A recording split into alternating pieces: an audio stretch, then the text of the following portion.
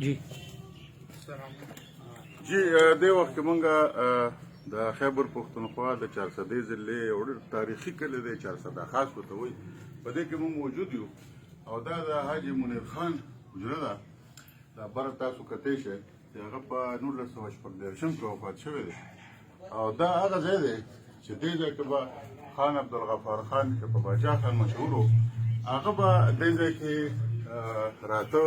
د خوا کې ورسره سیند و په هغه وخت کې دا سفر و اوس د دې نه کوټه جوړه شوې ده خو په هغه وخت کې دا سفر و او باچا خان او نور کوم چې خدای خدمتګار وو هغوی به راتلله هغوی به دې ځای کې کېناستله حاجي منیر خان خدای دې وبخښي 1914 کې وفات شوی دی خو دا یو ډېر تاریخي ځای دی د 400 خاص په منځ کې فی الحال د رشید خان دی ځای دی خو تاسو وګورئ چې په دې کې اوس هم لکه ډېر تاریخي ځایونه پراته دي لکه دې ریډیو ته تاسو وګورئ او بیا دې لاټین ته تاسو وګورئ دغه تاریخي ځایونه چې کوم څیزونه تاسو وینئ دا نن سبا لکه څو یمه که چا پریزرو کړي لکه دا نشته که نه بیا دې ځای کې که مونږ راشو تاسو وګورئ دا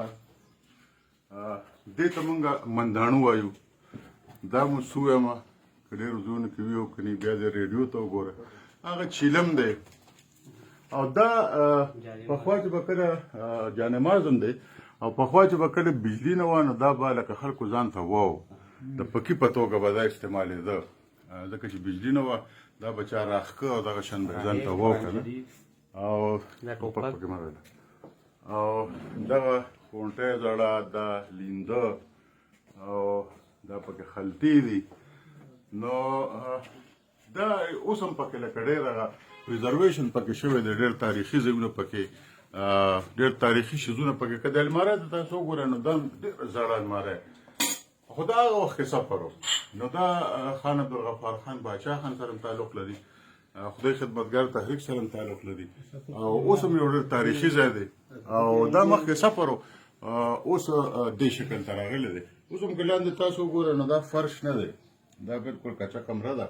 او دا پکې هغه د ناستې ځای دی چې پخوا مشران داسې کېناستل په داسې ځایونو باندې او جرګې به یې کولې ډېر د کرسو مرسو د صوفو مفو دور نه و بهرحال یو تاریخي ځای و په خیبر پښتونخوا کې په ضلع 400 کې نو موږ چې تاسو ته وښیو